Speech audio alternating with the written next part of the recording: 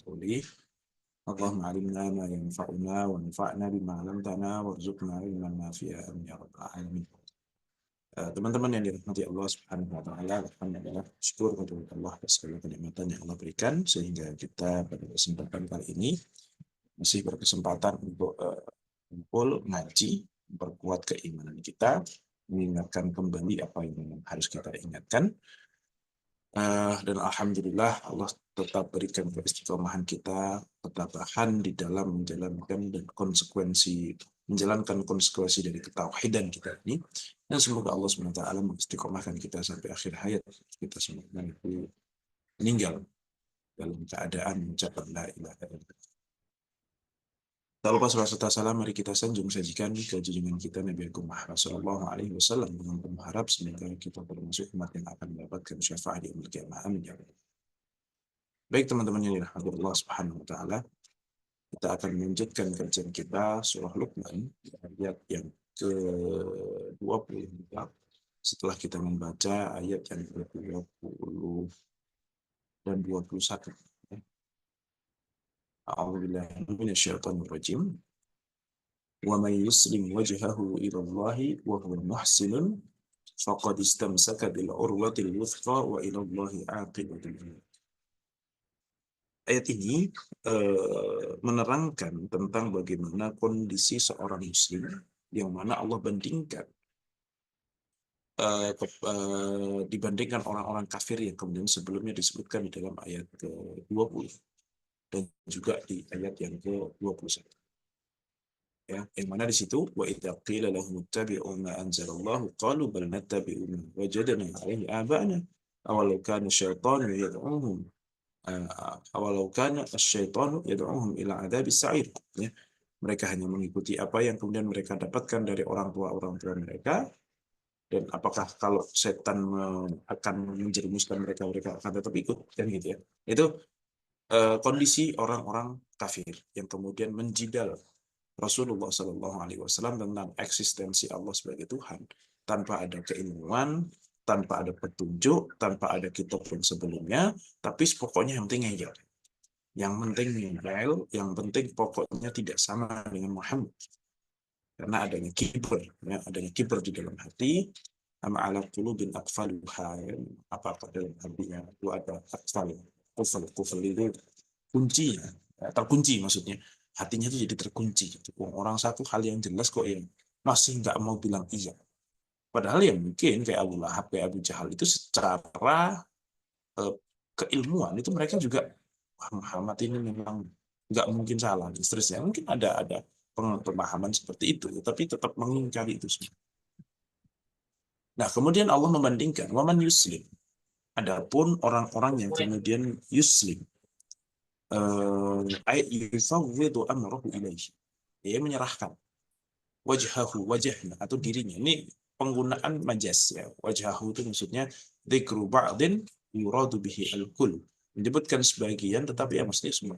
Kayak ini orang kok nggak kelihatan badan hidungnya gitu. Ya kan bukan hidungnya doang yang dicari gitu. Kalau ada hidungnya doang datang tapi orangnya nggak ada, kan yang masalahnya tidak segitu. Tapi yang dimaksud di sini adalah ya semuanya. Adapun orang yang kemudian pasrah, menyerahkan diri, artinya memang taslim. Jadi kalau pas perdebatan itu ada istilahnya taslim. Oh, saya taslim lah kalau kayak gitu. Taslim itu ada artinya adalah ketika terjadi perdebatan. Kemudian salah satu pihak pokoknya saling memberikan hujah gitu. Kemudian pihak yang satu memberikan hujah yang argumentasi yang tidak bisa dibantah gitu ya. Oh iya juga ya. Nah, jadi ada miss yang kemudian dilakukan oleh pihak yang lain. Nah, ini kalau orang yang memang ini akan taslim. Taslim itu apa? Oh yaudah, oke deh. Kalau gitu ya memang betul itu yang disampaikan. Saya tadi nggak tahu kalau ternyata begini-begini. Nah, setelah data itu disampaikan, berarti oke udah. Itu namanya taslim. Jadi ada sebagian orang yang kemudian ditawari ya, atau diberikan konsep tentang ketuhanan, keesaan Allah Subhanahu Wa Taala ini, kemudian akal tidak bisa menolak, tetapi tetap ngeyel. Tanpa ada hudan, tanpa ada ilmu, tanpa ada petunjuk, tanpa ada kitab sebelumnya, nggak punya pondasi apapun. Ya hanya karena ya, tapi kan ini udah dari dulu begini, kayak gitu. Hanya karena itu saja. Akhirnya tetap ngeyel. Ada yang kemudian Iya sih, iya makanya begitu sih gitu. Ya bahwasanya yang dilakukan oleh bapak-bapak kita ini salah ya nggak apa-apa gitu. Bisa aja memang apa yang dilakukan oleh bapak kita ini salah. Dan ini yang benar. Nah, maka waman yuslim wajhahu yang kemudian menyerahkan dirinya kepada Allah Subhanahu wa taala ilallahi wa huwa muhsin. Nah, ini ada tambahan satu lagi. Tidak hanya kemudian menerima keimanan, lebih daripada itu muhsin. Muhsin itu artinya berbuat kebaikan. Dikatakan dalam beberapa kitab tafsir, maksudnya adalah mutqin. Mutqin muamalah. Orang yang melakukan amalnya itu secara total. Mutqin itu artinya dia mengucapkan la ilaha illallah, dia kemudian menerima konsep ketuhanan tiada Tuhan selain Allah, ya berarti Allah itu memang Tuhan. Kalau kayak gitu Allah memang Tuhan, Allah ternyata mengutus Nabi Muhammad sebagai utusannya. Dan ternyata Allah memerintahkan perintah ini, mengharamkan ini. Nah itu mungkin ya. Ya wes, siap. Konsekuensi dari penerimaan kalimat la ilaha illallah adalah kemudian muhsin di dalam amalan. Nah jadi syaratnya itu tidak hanya muslim, tapi muhsin. Tidak hanya kemudian menerima secara teori, lebih daripada itu harus kemudian diejawantahkan di dalam kehidupan sehari-harinya sebagai eh, konsekuensi penerimaan la ilaha illallah. Maka orang yang muslim dan muhsin ini faqad istamsaka bil urwatil wuthqa. Maka dia telah istamsaka. Maka sungguh dia telah berpegang bil urwah kepada tali al wuthqa, wathik, authaq, ya. Wuthqa, wuthqa itu authaq, tapi untuk jamak untuk kemudian mudzakkar.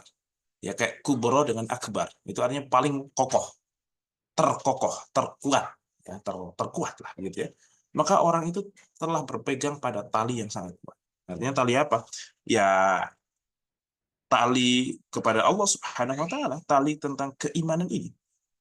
Karena insya Allah orang yang kemudian tidak hanya Islam, tetapi kemudian berusaha mengamalkan sebaik mungkin, maka amalan baiknya itu insya Allah menjadi hujah, menjadi benteng. Ya.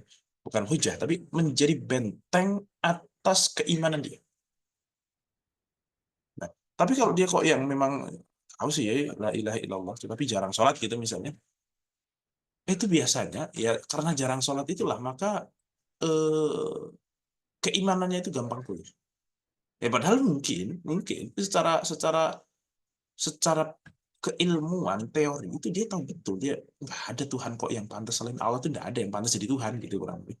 Tetapi karena dia tidak melakukan sholat, tidak kemudian ada konsekuensi secara duniawi, secara zahir begitu dari seseorang, itu biasanya teori itu gampang dipatahkan. Tetapi kalau orang kemudian memiliki amal yang baik, yang mencoba untuk membentengi diri, keimanannya dibentengi dengan amal soleh, itu insya Allah amal solehnya atau imannya akan jadi kuat.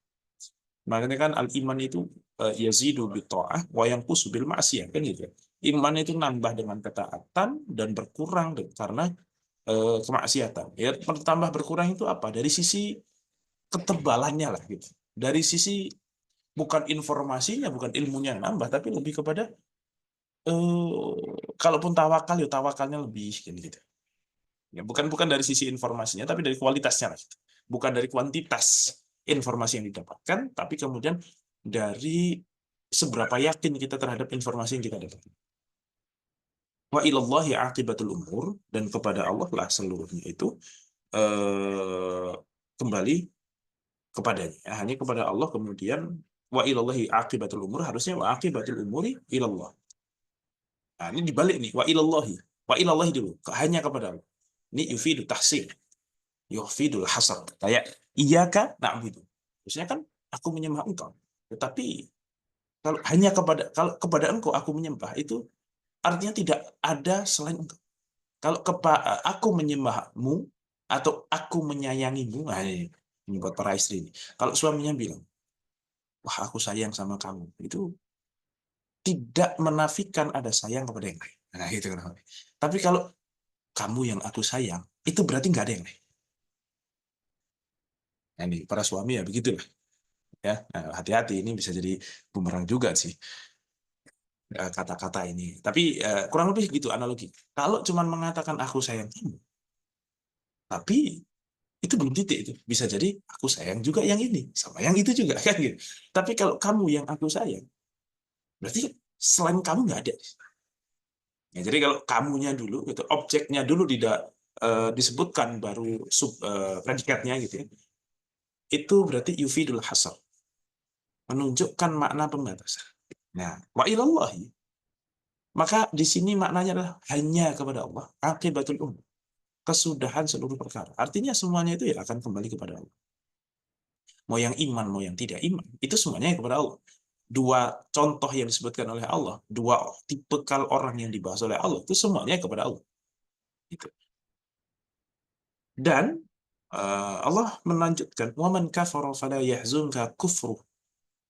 Kalaupun ada yang kafir di antara orang-orang itu, fala yahzunka, maka janganlah kemudian kekafiran mereka itu yahzunka, membuat engkau itu kemudian menjadi sengsara. Ya, wahai Muhammad, ya wis, kalau mereka kafir ya wis kafir. Kalau mereka taat ya taat.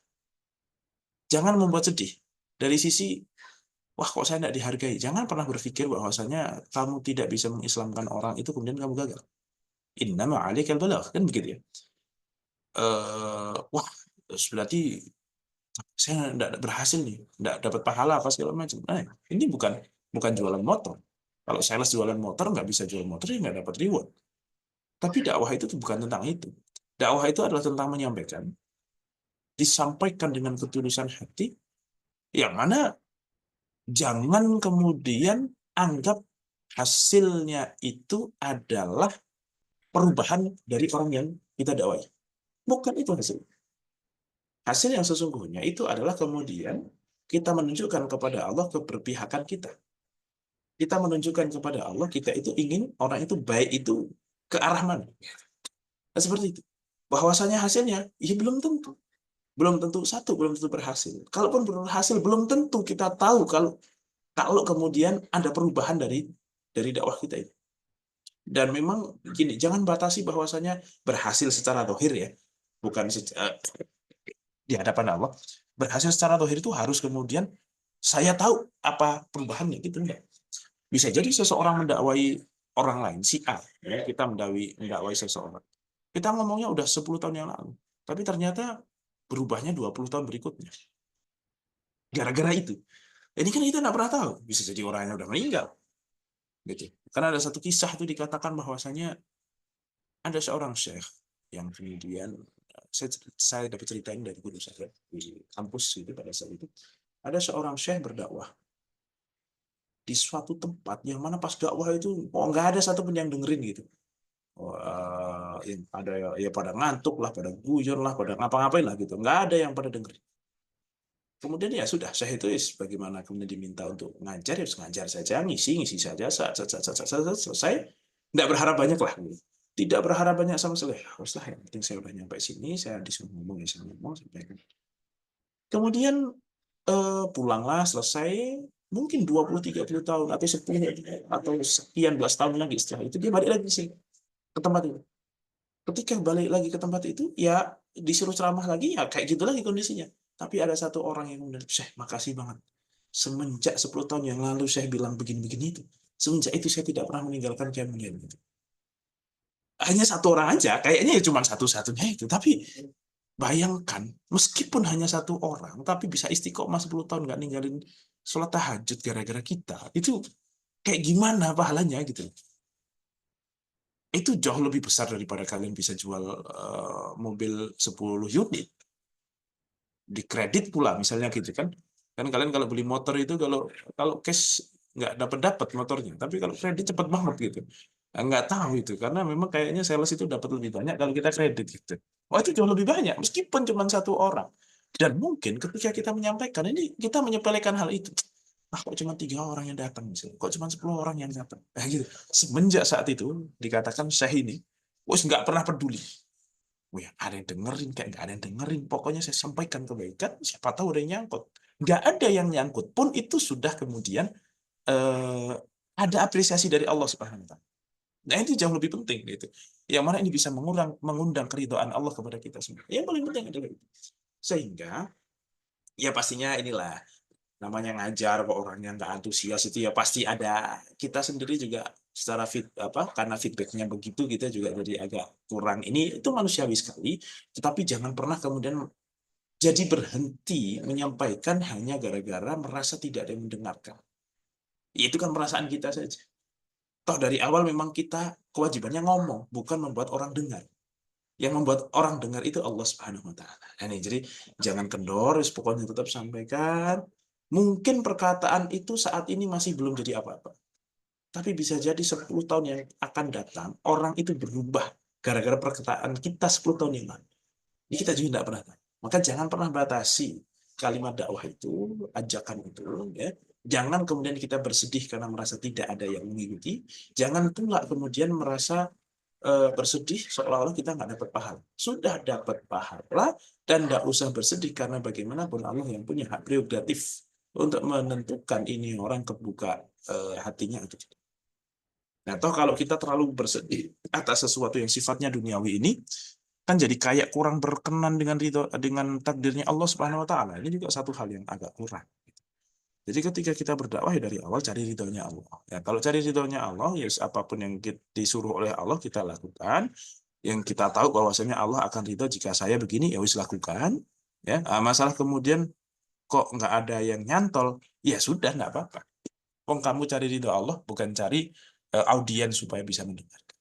Dan gitu. Ilaina marji'uhum. Ya. Kenapa? Jangan kamu terbuat sedih gara-gara penolakan mereka. Toh mereka juga nanti akan kembali kepadaku semuanya. Yes. Beriman atau tidak beriman mereka itu Tuhannya ya tetap saya gitu. Ibaratnya Allah itu Tuhannya tetap aku, tenang aja gitu. Semuanya itu under control. Nggak usah sedih kok. Waduh, kok kayak gini prihatin. Semuanya itu under control oleh Allah. Ya bahwa kamu kerepotan ya kamu. Tapi Allah, ya Allah memang sudah bikin begitu ya sudah. Tenang saja. Fayunabbi'uhum bima 'amilu. Maka nanti akan kami jelaskan kepada mereka tentang apa yang telah mereka kerjakan.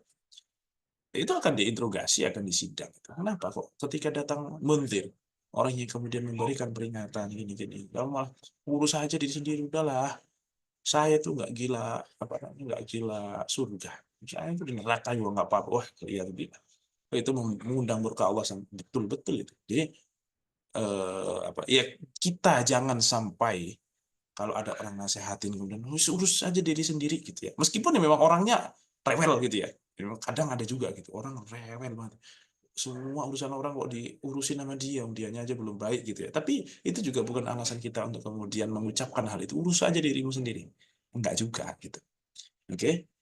Innallaha alimun bidatis sudur. Sesungguhnya Allah itu Maha mengetahui tentang apa yang ada di dalam hati. Apalagi kemudian yang di luar.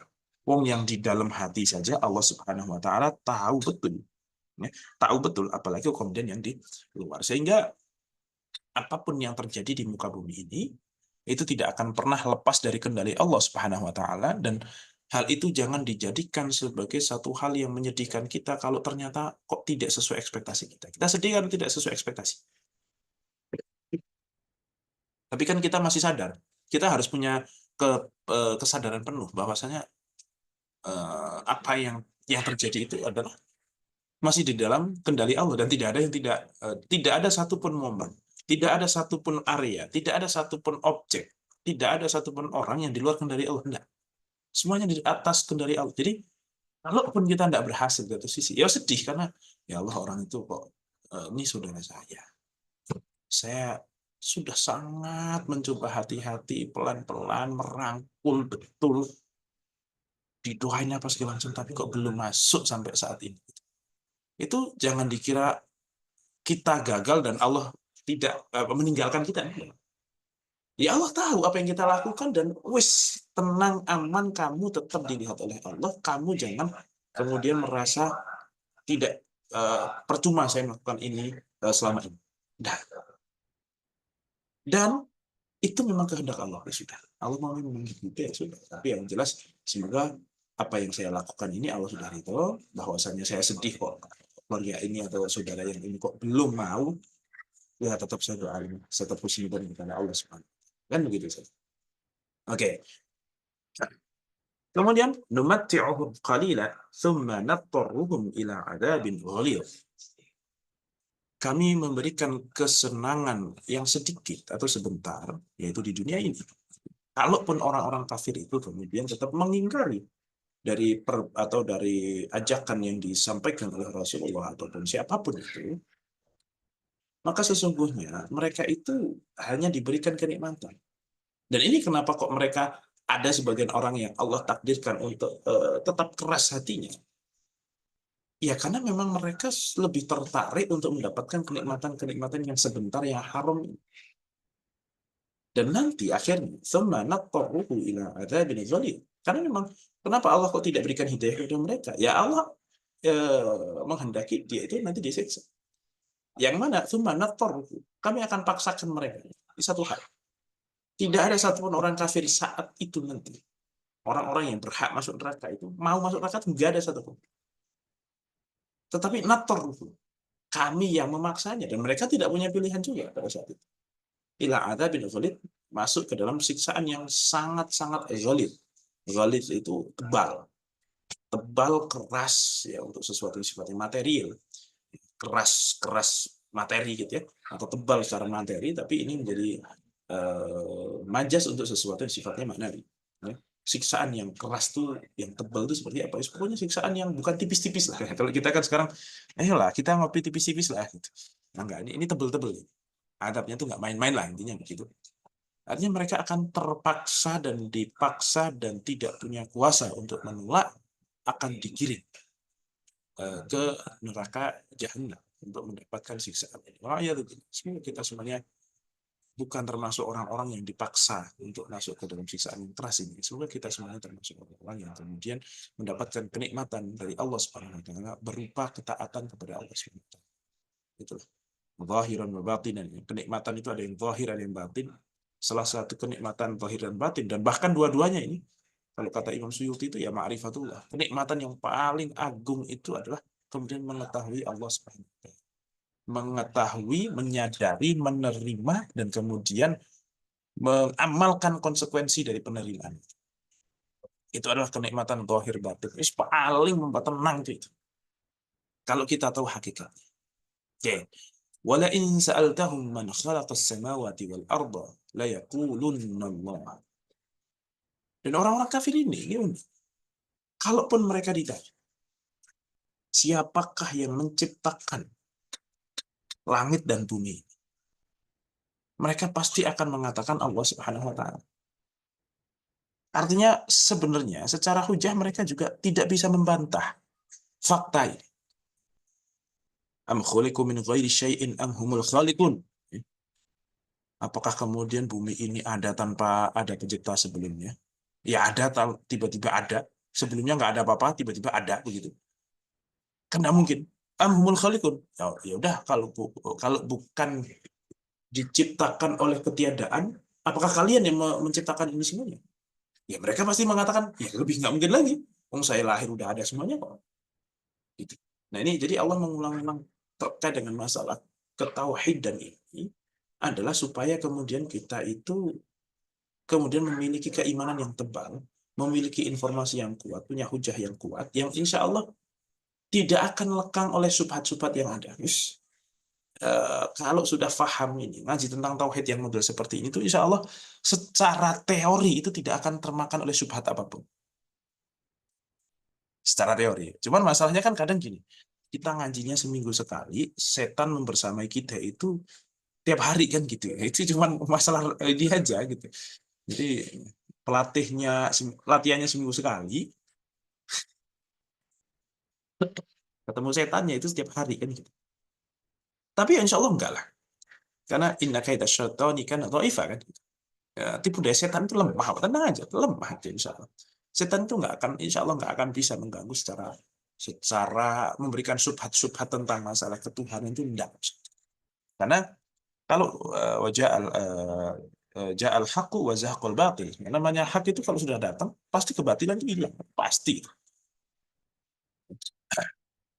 Artinya kalau ada orang mengatakan 1+1 3, 1+1 3, terus kita enggak lah, 1+1 itu 2. Nih buktinya, ini tambah satu ini berapa? 2. Itu orang-orang langsung, oh ya juga ya. Nah setelah itu dia tidak akan kembali mengatakan 1+1 sama dengan 3. Kecuali di situ ada subjektivitas, ada sesuatu kepentingan yang kemudian membuat dia mengatakan 3 lagi. Tapi kan namanya al-uqul itu mutarratun al qabulil haq. Namanya akal itu nggak bisa ditipu. Nggak bisa ditipu bahkan oleh kita sendiri. Jadi kalau udah tahu, nggak mungkin alam semesta ini ada tanpa kemudian, oke. Kalau alam semesta ini ada, berarti harus ada yang mengadakan. Siapa? Pokoknya sebelumnya. Teori Big Bang, oke. Bumi ini ada, planet ini semuanya ada karena teori Big Bang. Oke. Tapi Big Bang itu yang meledak apa? Ya, pokoknya suatu benda planet gitu. Oke, yang menjadikan benda planet itu siapa? Oh iya, iya yang sebelumnya lagi, kejar terus sampai ujungnya. Ya, pokoknya harus ada sesuatu yang kemudian dia ada tanpa diadakan oleh sesuatu yang sebelumnya. Maka disebut sebagai wajibul wujud. Harus ada sebelum semuanya itu ada. Wajib itu artinya harus. Wajib itu lawannya mustahil. Mustahil itu tidak mungkin. Kalau wajib itu pasti. Nah, terus ada yang mungkin. Jadi wajib lawannya mustahil. Terus ada satu lagi namanya mungkin. Itu hukum akal ya. Wajib itu pasti, mustahil itu pasti tidak. Mungkin itu bisa iya, bisa tidak. Nah, maka Tuhan itu atau harus ada sesuatu yang sudah ada tanpa kemudian dia didahului dengan ketiadaan dan dia bukan sebab bukan akibat dari sebab sebelumnya. Itu harus ada itu. Di ujung sana tuh harus ada. Gitu. Nah, ini namanya wajibul wujud, sesuatu yang pasti harus ada dulu nih. Nggak bisa tidak, karena kalau tidak nggak logis lagi, udah nggak bisa diterima oleh akal. Nah, kita hidup di dunia, tahu-tahu dunia sudah ada. Maka kita wajib cari ini. Secara akal kan, ini punya siapa? Ini siapa yang dulu mendirikan? Apa segala macam. Oh, terjadi karena ini. Monggo silahkan cari terus, maka akan berada pada kesimpulan itu. Nah, insya Allah, kalau kemudian sudah kita mendapatkan kenikmatan itu, maka itulah yang disebut sebagai nikmat yang zahiratan wa batinah. Gitu ya. Kenikmatan yang secara zahir dan batin. Itu ketenangan yang sungguh luar biasa, karena kita paham betul, saya hidup di dunia itu atas kehendak Allah, maka Allah akan kemudian bertanggung jawab atas hal itu. Besok saya mati pun ya Tuhan saya masih Allah, masih sama saja. Makanya kan ada satu ungkapan dari Sayyidina Ali yang disebutkan dalam kitab Ihya itu, lau kushifal ghata'u mastattu yakinan. Kalaupun besok di akhirat itu kok saya meninggal gitu, di akhirat melihat alam barzah, melihat mahsyar, melihat neraka luar biasa dahsyatnya, surga begitu luar biasa indahnya, itu mastattu yakinan kata beliau. Guyonan beliau itu, saya tidak akan menambah keimanan. Kenapa? Ya dari ketika saya hidup di dunia itu saya sudah tahu bahwasanya ini semua yang ada di depan saya itu tanda-tanda kekuasaan Allah. Oke lah, kalau kita melihat ada istana kok terbuat dari emas, perak, permata, seluruhnya benda mewah, mahal, dan itu dianggap aneh. Kurang aneh apa di dunia ini kok kemudian ada semut, ada nyamuk, ya ada orang, ada tetangga, ada temen, dia yang utang, dia yang ngamuk. Itu kurang aneh apa coba gitu. Kalau tidak menunjukkan kekuatan apa ada kekuatan di sana enggak gitu, nggak masuk di akal juga. Jadi semuanya itu adalah tanda-tanda Allah Subhanahu Wa Taala. Jadi tanpa harus kemudian besok berjalan-jalan ke akhirat gitu kurang lebih ya. Ini kalau kemudian mau bertafakur dengan akal tanpa harus kemana-mana perginya gitu, itu sebenarnya sudah cukup banget. Sudah cukup banget. Jadi istilah tadabbur alam itu bagus, tetapi ya karena manusia itu perlu dirangsang dengan sesuatu yang sifatnya fisik. Memang. Tetapi lebih daripada itu, tidak sekedar cuma jalan-jalan fisiknya saja. Yang lebih penting adalah kemudian tadabbur secara akalnya, secara tafkirnya itu seperti apa. Itu yang kemudian perlu banget untuk di, dimatangkan gitu ya. Nah, kalau tadabbur alam, pergi jalan-jalan, yang dipikirin cuma gimana selfie, dapat foto, biar dapat konten bagus, ya sama aja. Ya, tapi nggak apa-apa. Tapi jalan-jalan juga halal. Foto selfie-selfie gitu ya. Nah, oke. Maka yang paling penting itu adalah kita punya ketetapan keteguhan di dalam konsep la ilaha illallah itu insya Allah tidak akan goyah. Itu yang paling penting. Jadi kalaupun setan mau masuk ke kita, itu goda kita, itu insya Allah nggak akan bisa menggoda yang sifatnya itu. Yang kemudian menggoda konsep dasar tentang tiada Tuhan selain Allah itu insya Allah nggak bisa. Kalau kita sudah memahami ini betul. Wala in sa'altahum man khalaqas samawati wal arda la yaqulunna Allah. Itu insya Allah tidak. Paling kalaupun setan itu menggoda kita ya paling malas apa ya, malas sholat, malas bangun pagi, Males apalagi senang melakukan kemaksiatan gitu ya. Ya paling itu saja. Yang mana kalau itu saja itu ya bukan mengecilkan dosa, tapi jika dibandingkan dengan apa ya, berharganya kita ma'rifatullah, ini jauh sekali. Kita bisa ma'rifatullah kita dengan penuh kesadaran di setiap kehidupan kita. Maksudnya, ya hidup saya ini karena ada Allah Subhanahu wa taala. Hidup saya hidup itu ya di satu sisi karena ada Allah maka jadi saya hidup, dan memang saya hidup itu ya untuk meninggikan kalimat la ilaha illallah. Secara syariat kita itu hidup punya tugas untuk li'ila'i kalimatillah. Itu tugas secara syariat. Secara hakikat kita tahu ya saya hidup itu ya karena ya Allah yang membuat saya hidup, ya sudah. Itu saya tahu. Saya itu ibaratnya kayak hamba saja, namanya hamba pokoknya madep mantep manut gitu ya sama pangeran, wis punya Tuhan maunya apa coba saya lakukan. Nah jadi supaya gini, dan itu harus kemudian kita terapkan, kita latih terus setiap hari supaya kemudian kedekatan kita sama Allah itu jangan dibatasi hanya ketika kita baca Quran, ketika kita ngaji, ketika kita kemudian sholat sunnah, sholat wajib. Enggak. Jadi kehidupan kita tuh ya kita tidur itu ya ya ya Allah yang tidur gitu kan. Itu ya tetap nilai ibadah. Kenapa? Karena sadar betul, masih punya kesadaran yang penuh bahwasanya saya tidur, saya hidup ini ya saya masih hambanya Allah dan Allah masih Tuhannya saya kan gitu. Selalu seperti itu. Terus kemudian apa jalan-jalan itu ya Allah saya mau jalan-jalan dulu gitu. Ibaratnya gitu ya. Supaya kedekatan sama Allah tidak hanya terbatas kepada ibadah saja. Lebih daripada itu adalah kesadaran penuh di dalam keseluruhan kehidupan kita itu Allah Tuhan kita, saya hambanya Allah. Bahwa saya jalan-jalan itu bukan ibadah, iya tapi kan Allah membolehkan kan. Ya Allah kan saya nggak apa-apa kan kayak gini kan gitu. Jadi selalu selalu ibaratnya itu tidak mengeksklusifkan kita itu jadi hambanya Allah ketika ibadah aja gitu. Iya enggak? Ya ibadah itu pernyataan ikrar bahwasanya kesadaran kita itu hambanya Allah. Itu ya ibadah yang paling agung itu ya itu sebenarnya. Meskipun kita juga lagi sambil nonton drakor lah apalah ya Allah. Ya hiburan dikit gak apa-apa kali kan gitu. Ibaratnya gitu ya. Ini tetapi tetap kemudian tidak tidak menjauhkan Allah di dalam kehidupan. Nah, kurang lebih seperti itu. Qul alhamdulillah. Maka katakanlah wahai Muhammad, alhamdulillah. Ya, nyatanya mereka juga tidak berani untuk mengatakan bahwasanya alam semesta ini diciptakan oleh selain Allah. Ya, siapa yang menciptakan? Ya Allah sih. Itu Lata kamu? Ya enggak juga sih. Itu Uzza kamu? Ya bukan juga. Lalu terus siapa? Isa? Bukan juga sih. Lalu terus siapa? Ya Allah sih. Tapi ya itu udah tapi itu udah susah.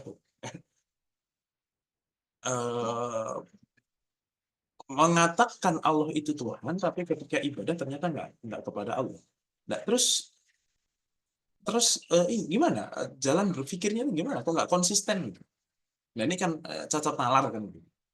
Wong dia mengakui yang menciptakan segala sesuatu itu Allah, artinya dia Tuhan, kok kemudian melakukan sesuatu, memberikan sesuatu, menisbatkan sesuatu yang sifatnya khusus buat Tuhan kok kepada yang mana? Yang gitu. Jadi ibaratnya gini, kayak suaminya bilang, yang di rumah nyiapin segala macamnya istri, pas lagi curhat ngamuk-ngamuk gitu ya yang menangin istri pun semuanya di backup sama istri. Tiba-tiba pas dia sukses kemudian ya ini kesuksesan saya dan seterusnya kan gitu. Nah ini kan satu hal yang kontradiksi ya antara yang dulu pernah terjadi, yang kesadaran di momen yang satu dengan apa namanya keangkuhan di momen yang lain. Kurang lebih seperti itu. Oke. Am khalaqus samawati wal arda bal la yuqinun. Apakah kemudian kalian itu menciptakan langit dan bumi? Ya, enggak juga. Itu di dalam surat yang lain dikatakan, surat At-Tur itu dikatakan bahwasanya orang-orang kafir itu ya tidak bisa menjawab ketika siapa yang menciptakan seluruh langit dan bumi ini. Ya tahu ya. Makanya mereka itu kan sudah ada nama Abdullah, Abdurrahman ini sudah ada kan. Abdurrahman bin Auf itu lahirnya ya masih kafir gitu. Maksudnya dia sudah ada sebelum Nabi diutus menjadi nabi. Dan dia kan salah satu orang yang diislamkan sama Abu Bakar As-Siddiq kan. Juniornya Abu Bakar di dalam masalah bisnis lah gitu. Abdurrahman bin Auf. Dan namanya sudah Abdurrahman. Tapi juga ada Abdul Lata, Abdul Uzza. Ya mereka juga menyembah Allah, tapi di sisi lain mereka juga menyembah yang lain-lainnya. Maka katakanlah Alhamdulillah, ya memang Allah. Bal aktsaruhum la ya'lamun, tetapi kebanyakan dari mereka itu tidak mengetahui itu. Tidak mengetahui artinya tidak ngomongnya kayak gitu, ngomongnya Allah, tapi kok ibadahnya nggak begitu. Ini nggak konsisten. Jadi secara teori mereka mengakui, tetapi secara perbuatan mereka menyelisihi pengakuannya sendiri. Bal aktsaruhum la ya'lamun. Baru diterangkan lagi sama Allah. Lillahi ma fis samawati wal ardi innallaha huwal ghaniyyul hamid. Tapi ya enggak apa-apa wahai Muhammad, ya orang lebih gitu. Kenapa? Milik Allah itu seluruh yang ada di langit dan bumi itu semuanya milik Allah Subhanahu wa taala. Mau hamba yang mukmin, mau yang kafir itu juga milik Allah. Ya wis tenang saja, itu semua dibebaskan dari Allah, itu hak prerogatif Allah. Terserah Allah mau menciptakan seperti itu. Innallaha huwal ghaniyyul hamid, dan Allah itu zat yang maha kaya, yang maha terpuji tanpa harus dipuji oleh siapapun. Allah tidak butuh pengakuan eksternal. Nah, gitu kalau zaman sekarang ya. Kita itu orang yang sering mencari pengakuan eksternal. Tapi Allah itu tidak butuh. Kenapa? Allah itu Al-Ghani. Al-Ghani yang maha kaya, tidak butuh. Kaya itu artinya tidak butuh. Kalau kalian kok masih butuh sesuatu, artinya belum kaya-kaya apa. Ya, makanya kekayaan itu tidak selalu dalam bentuk materi. Bisa jadi tentang masalah skill. Ya, orang nggak bisa, meskipun cewek nggak bisa naik motor, itu adalah sebuah kemiskinan. Karena dia nggak bisa apa-apa. Jadi, motor ada, bensin ada, tinggal pakai. Tapi nggak ada yang bisa nganterin, nggak ada ojek juga, apa segala macam. Nah, itu akhirnya dia tergantung pada hal yang lain. Gitu. Maka orang yang semakin kaya adalah orang yang semakin tidak tergantung kepada yang lain. Nah, Allah itu maha kaya sekali. Dan Allah itu maha terpuji meskipun tidak ada yang kemudian mau memuji Allah Subhanahu wa taala. Karena orang-orang kafir kan nggak memuji Allah. Itu tetap tidak mengaruh kepada mulku atau kekuatan atau kekuasaan Allah Subhanahu wa taala. Dalam suatu hadis qudsi disebutkan di riwayat Muslim, ya ibadi wa hambaku, law anna awwalukum wa akhirakum wa insakum wa jinnakum, kalaupun wahai para hambaku, kalaupun dari awal dan sampai ujung paling terakhir dari kalian, artinya semua orang dari awal sampai akhir, insakum wa jinnakum, baik orangnya ataupun jinnya, kanu ala atqa qalbi rajulin wahidin minkum, itu memiliki level ketakwaan yang sama, level ketakwaan orang paling takwa di antara orang yang pernah ada. Berarti levelnya takwanya takwa Nabi Muhammad semuanya gitu. Dari awal sampai akhir takwanya sama kayak Nabi Muhammad semuanya gitu. Mazada dzalika fi mulki syai'an. Enggak ngaruh. Itu gampangnya ya. Tidak akan menambah sedikit pun kekuasaan. Tidak akan menambah sedikit pun keagungan. Tidak akan menambah sedikit pun kerajaan. Tidak sama sekali. Sebaliknya, ya ibadi, lau anna awwalakum wa akhirakum wa insakum wa jinnakum. Kalaupun semua orang dari awalnya sampai akhirnya, mau yang jin ataupun yang manusia, itu kanu ala afjari qalbi rajulin wahidin minkum. Itu hatinya sebusuk orang yang paling busuk. Misalnya apa? Kayak Fir'aun semuanya lah. Atau kayak Abu Jahal semuanya, kayak Abu Lahab semuanya misalnya. Itu juga mana qasad fi mulki syai'an. Tidak akan pernah sedikit pun mana qasad dzalika min mulki syai'an. Tidak akan sedikit pun mengurangi kekuasaanku sama sekali. Artinya Allah itu sangat tidak butuh terhadap ibadah yang kita lakukan. Wahai Muhammad, nggak usah bingung, nggak usah sedih. Allah kok nggak dipuji, itu santai saja. Kenapa? Allah sudah terpuji tanpa harus ada yang muji. Allah tetap sang penguasa tanpa harus kemudian ada yang mengambil. Allah tidak butuh pengakuan siapapun. Dan bahkan mereka orang yang kafir-kafir itu kan Allah kehendaki dia kafir. Ya. Dari awal Allah kehendaki dia kafir. Jadi wis tenang saja. Wis pokoknya lakukan apa yang diperintahkan, cari ridhonya Allah, selesai. Masalah hasil bukan. Tidak usah kemudian kalian bersedih hanya karena hasil. Nah, kurang lebih. Ini lillahi ma fis samawati wal ardi wa innallaha wal ghaniyyul hamid. Dan ini harus kemudian benar-benar kita uh, kita kita terapkan dalam diri kita, kan? Makanya kan kalau kita beribadah itu kan bukan untuk diri kita, bukan untuk Allah Subhanahu wa taala. In ahsantum li anfusikum, kan itu. Kalau kalian berbuat baik, ya kan itu artinya berbuat baik untuk diri kalian. Wa in asatum falaha, kalau kalian berbuat buruk ya untuk diri kalian juga. Apalagi pokoknya seluruh kebaikan kita itu ya untuk diri kita, bukan Allah butuh itu enggak. Allah tidak butuh dipuja untuk menjadi terpuji. Allah tidak butuh disembah supaya kemudian menjadi Tuhan. Allah tidak butuh kemudian diakui keagungannya supaya menjadi agung. Allah sudah agung tanpa itu semua. Sebelum kemudian kita semuanya diciptakan, Allah sudah seperti itu. Ya. Walau anna ma fil ardi min syajaratin aqlamun wal bahru yamudduhu min ba'dihi sab'atu abhurin ma nafidat kalimatullah innallaha azizun hakim. Kalaupun, nah ini cerita yang lain lagi, dan ayat ini ada sababun nuzulnya. Sababun nuzulnya itu salah satunya adalah, oke, saya artikan dulu. Walau anda, seandainya, kalaupun mafil arti, seluruh apa yang ada di muka bumi ini, min syajaratin, dari pohonnya, tidak disebutkan. Asjar, pohon-pohon tetapi pohon. Karena kalau sudah disebutkan gini, mahasiswa-mahasiswa itu telah datang. Itu artinya bisa jadi ada mahasiswa yang nggak datang. Oke, menunjukkan banyak, tetapi bisa jadi ada yang nggak datang. Tapi kalau itu adalah atau misalnya gini, yang berbaju oranye atau gimana ya, mahasiswa telah datang, misalnya mahasiswa telah datang itu maka malah bermaknanya seluruh mahasiswa. Nah, kurang lebih seperti itu. Jadi kadang kata-kata yang pakai satu kata itu menunjukkan berarti semua jenis masuk, karena ini adalah jinsiyah, ya, jinsiyah. Ternyata agak susah analoginya gimana ya, intinya gitu.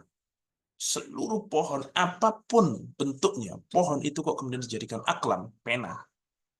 Wal bahru, dan lautan itu yamudduhu min ba'dihi. Ya, kalaupun kemudian seluruh lautan itu, kemudian ada laut 7 kali lipat lebih banyak daripada itu. Seluruh laut di muka bumi ini kan ya satu laut kan. Apa namanya? Lautan itu kan satu satu kesatuan ya, kalau nggak salah ya. Kalau daratan kan mungkin ada dipisah sama laut, tapi kalau nggak salah nggak ada nggak ada lautan yang kemudian terbelah oleh daratan. Kayaknya saling nyambung semua. Ya katakanlah satu laut ini plus ditambah 7 kali lipat tuh. Gitu. Itu kemudian menjadi pena, menjadi apa namanya, haber ya, menjadi tintanya.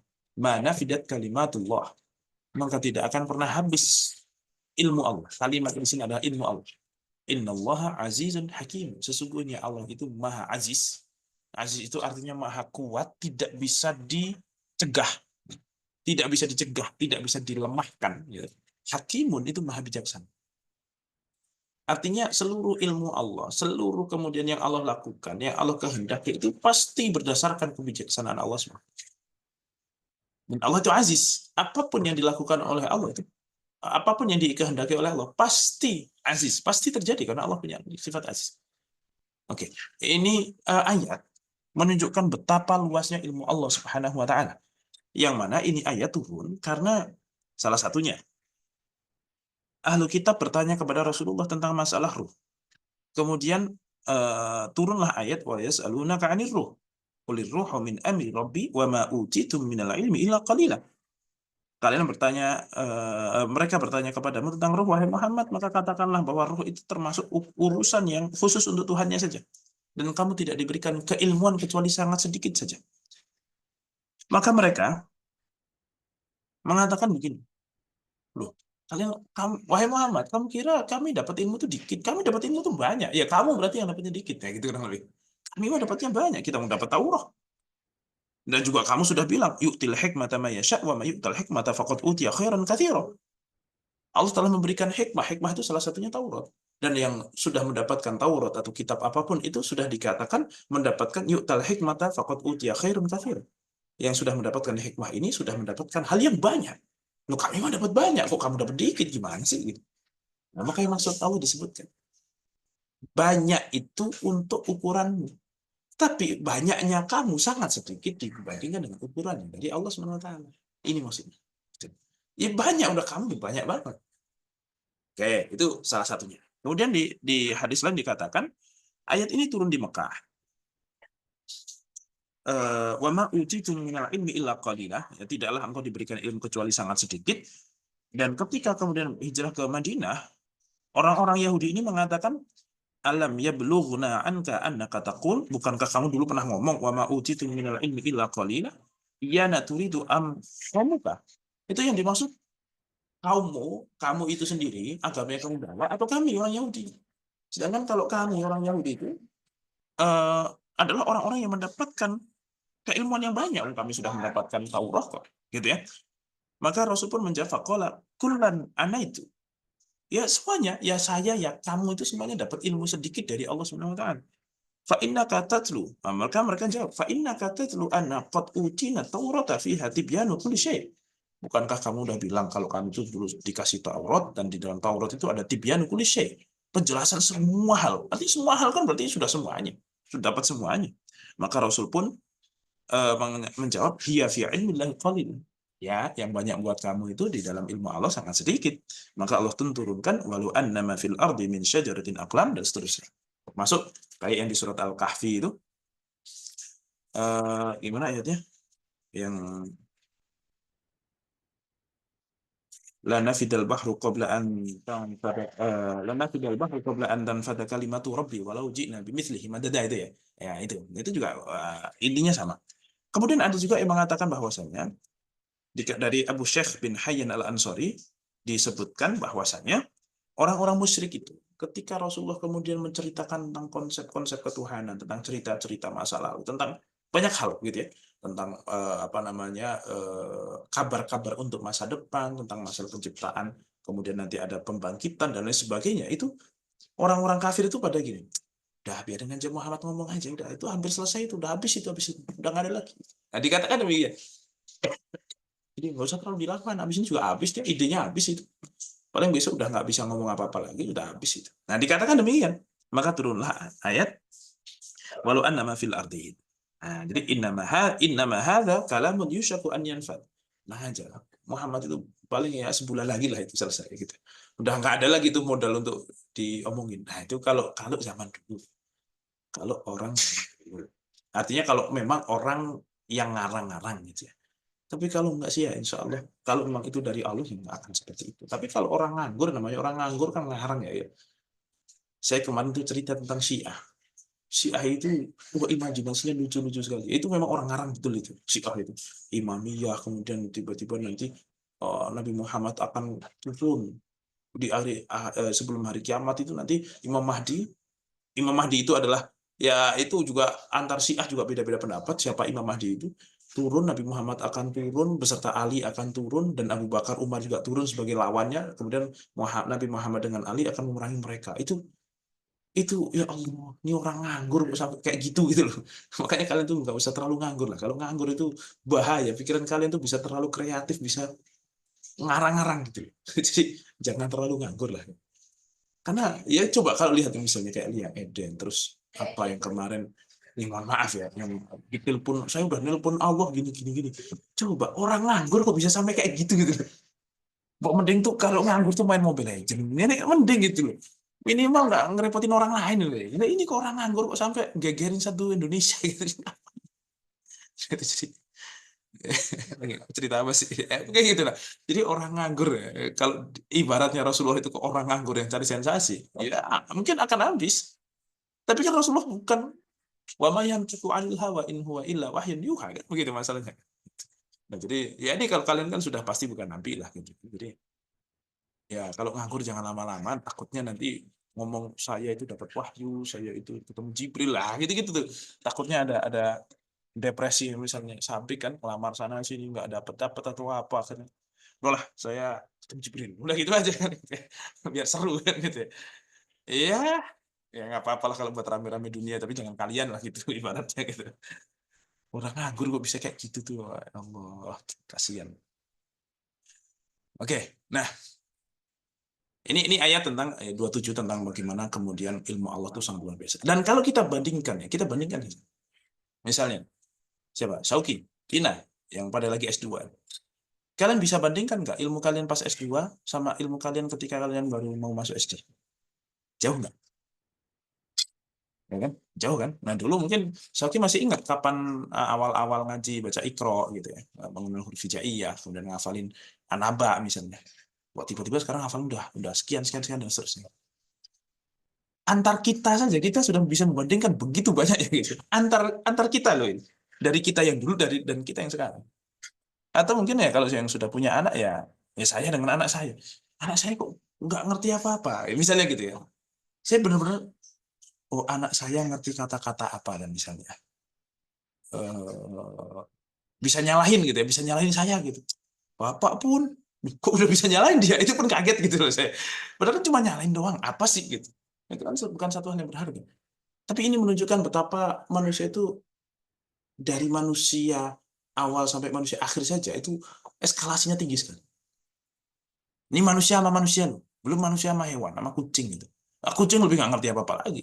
Kalian kok bisa, ini kan apa misalnya, punya kucing kalau dikasih pertanyaan, coba 1 tambah 3 berapa? Terus dia ngeong 4 kali. Coba kalau 5 tambah 4 berapa? Dia ngeong 9 kali. Itu pasti akan dimasukkan Indonesian Got Talent gitu.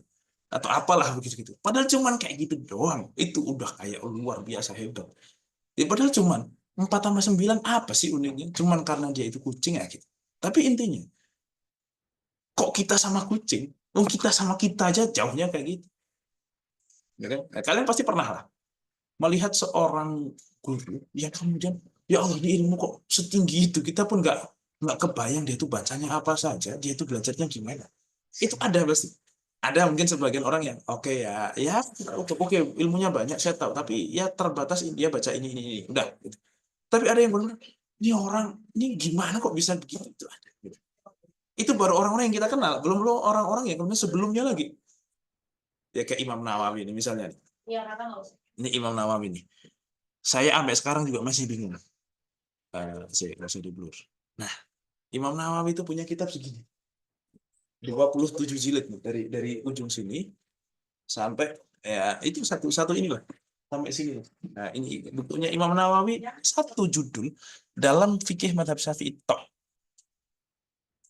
Saya aja kepikiran untuk bisa ngatamin seumur hidup aja belum tentu. Beliau nulis, coba bayangin. Dan mereka Imam Nawawi juga punya syarah Sahih Muslim. Itu ya kurang lebih tebelnya ya belasan jilid juga. Saya ngatamin aja nggak kepikiran. Beliau nulis.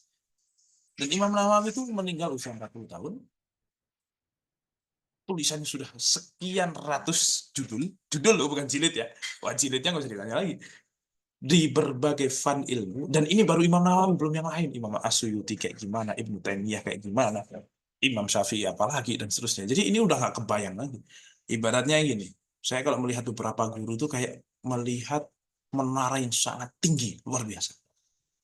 Wah, tinggi yang luar biasa di bangunan, misalnya di bawah Burj Khalifa atau di bawah Twin Tower ya misalnya. Itu kemudian, kok tinggi banget sih, ini luar biasa. Tapi kalau sudah melihat Imam Nawawi atau apa, itu sudah, yaitu bulan, bintang, matahari. Yang kayaknya sama aja udah gitu. Ya kan? Karena saking jauhnya sampai kita nggak bisa ngukur bulan, bintang, matahari itu mana yang lebih jauh, mana yang lebih dekat. Kan kita sudah secara mata itu kan nggak bisa ngukur itu. Kalaupun itu kan ya secara di atas kertas saja. Tapi secara mata kan kita nggak pernah bisa ngukur. Itu kemudian antar orang. Ah, kok sama Allah yang menciptakan orang-orang itu gitu. Ya pasti sangat jauh dari itu semua. Oke. Kemudian ayat yang berikutnya lagi, ma khalqukum wala ba'thukum illa ka nafsin wahidah innallaha sami'un basir. Dan tidaklah penciptaan kalian dan juga tidaklah ketika nanti kalian dibangkitkan itu kecuali hanya ka nafsin wahidah, seperti menciptakan satu jiwa saja. Tidak harus kemudian ini padahal berapa ratus juta orang, kalaupun ada yang sama ya paling identik, nggak sama persis. Kan gitu ya? Katanya kan setiap orang itu punya kembarannya di dunia ini ada 7. Katanya gitu ya, nggak tahu tuh juga dari mana. Tapi kalaupun kembar itu kan bukan kembar, identik aja. Mirip-mirip aja lah. Tapi kan nggak sama persis. Nah, sekian triliun orang, itu gimana cara Allah menciptakan? Jadi ada pertanyaan juga. Ini muncul juga karena ada pertanyaan. Kurang lebih ada sebab nuzulnya. Apa? Ubay bin Khalaf dan Ubay bin Asdin itu kemudian berkata kepada Rasulullah SAW,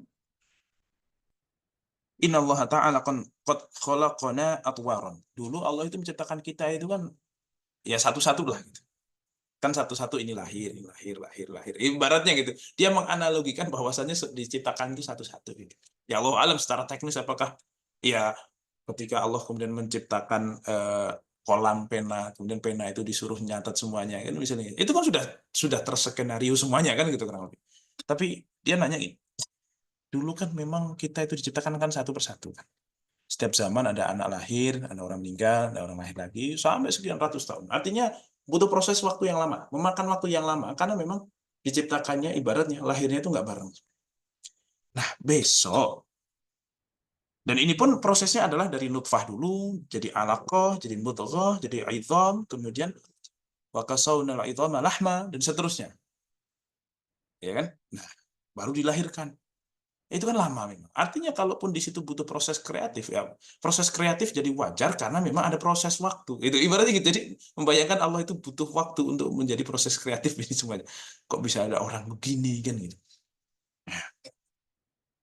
Terus thumma taqul inna nub'atsu khalqan jadidan jami'an fi sa'atin wahidah. Nah, gimana ceritanya besok kita pas hari kiamat mati, terus abis itu dibangkitkan duf'atan wahidah, semuanya bangkit jadi satu semuanya. Oh, kita sudah hancur lebur jadi tanah, kok pas besok dibangkitkan jadi bareng semuanya. Itu gimana panitianya? Itu apa enggak rumit sekali? Ya kalau kalau kalau penciptaan ini kan range waktunya lama, jadi deadline-nya tuh ya dikerjain satu-satu bisa lah gitu, kebayang lah gitu ya. Tapi kalau besok kan blek jadi satu semuanya munculnya gimana ceritanya? Nah, maka Allah menjelaskan, ma khalqukum wa la ba'atsukum illa ka nafsin wahidah. Mau yang kayak gimana juga buat Allah sama itu. Nggak ada susah-susahnya sama sekali. Gitu. Nah, ini jadi logika mereka itu masih menganggap Tuhan itu kayak kayak kita. Jadi hukum yang berlaku di kita itu juga hukum yang berlaku di Tuhan. Nah, itu. Nah, itulah yang kemudian kita harus lepaskan bahwa Tuhan itu absolut, tidak terkukung oleh sistem apapun ya karena dia Tuhan. Tuhan lah itulah yang bikin sistem. Kita itu tidak bisa, kalaupun bisa apa namanya melakukan banyak hal dalam satu waktu itu ya cuma beberapa saja, nah mungkin bisa bareng-bareng kan. Ya katakanlah perempuan katanya bisa apa sih namanya kayak gitu tuh multitasking gitu, sambil masak, sambil ngomong anak, sambil ngajak ngerjain PR-nya anak, sambil bersih-bersih, sambil ini ya kan paling itu sambil ngomong sama suami kan gitu misalnya kan, itu saja kan paling gitu. Tapi kan terbatas, nggak bisa lebih daripada itu kan ya, nggak bisa nggak sambil bikin vlog sekalian gitu ya, itu bisa lah masih jadiin satu lah gitu, kebayang lah gitu. Tapi kan yang mentok paling itu saja, nggak bisa lebih daripada itu. Oke.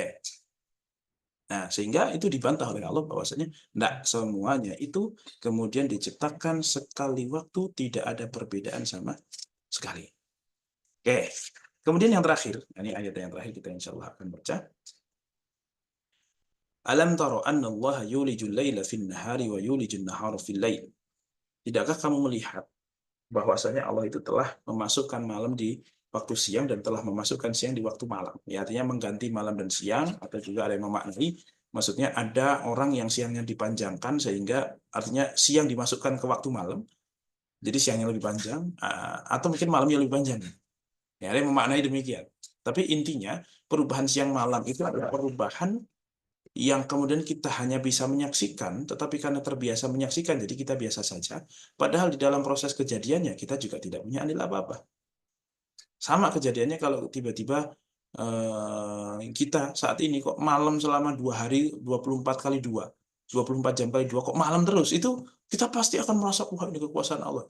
Dari kemarin siang malam ganti-ganti secara normal itu kekuasaan siapa saya? Terus kekuatan presidenmu yang ngatur gitu kan. Wah, saya sudah nggak bisa intervensi lagi. Mana ada? Nggak bisa. Ya, tetap itu Allah semuanya. Cuman kita nggak sadar. Kenapa nggak sadar? Karena terlalu terbiasa kita lihat.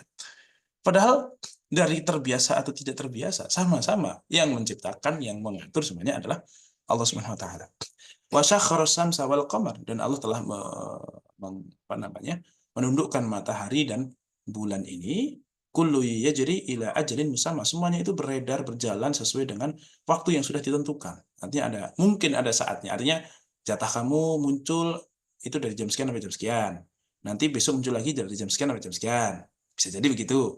Atau maksudnya adalah ya ada waktunya matahari itu nanti akan muncul dari barat tiba-tiba, dan matahari itu tidak akan kembali bersinar tiba-tiba, tidak akan bergerak lagi, bulan tidak akan bergerak lagi, semuanya akan hancur. Ya, itu maksudnya kiamat. Wa anallaha bima ta'maluna khabir, dan sesungguhnya Allah itu terhadap seluruh kejadian itu maha mengetahui secara detail.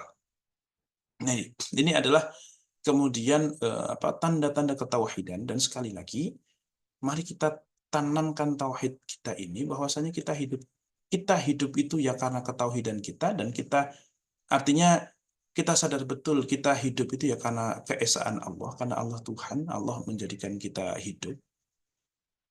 Ya sudah, gitu. Artinya terima hal itu. Sehingga ya kita statusnya hamba, dan kita hidup memang diperintahkan untuk li'ila'i kalimatillah. Ya sudah, lakukanlah itu semampunya di dalam kehidupan kita sehari-hari. Latih itu terus, dan ini adalah kenikmatan yang paling puncak, itu adalah ma'rifatullah. Menyadari kehadiran Allah.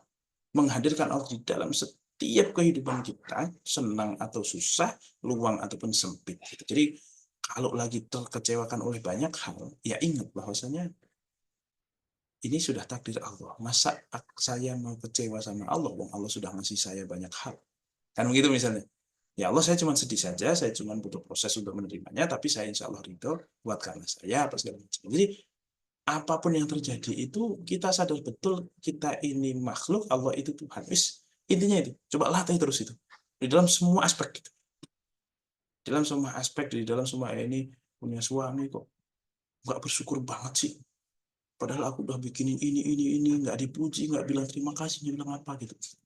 Ya, tapi kan dia juga ciptaan Allah, saya juga ditakdirkan jadi suami dia, jadi istri dia, jadi pasangan dia, itu kan ya karena Allah tahu saya cocok sama dia, dan berarti kalau dia nyebelin ya kurang lebih saya juga nyebelin juga sih sebenarnya. Harusnya kan gitu kan sudah dipasangkan ya kurang lebih 11-12 kan.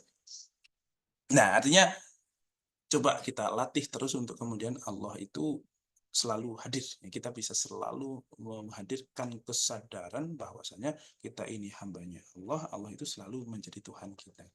Jadi tidak takut mati, ya mati. Pas besok mati saya juga Tuhan, tetap Allah kok.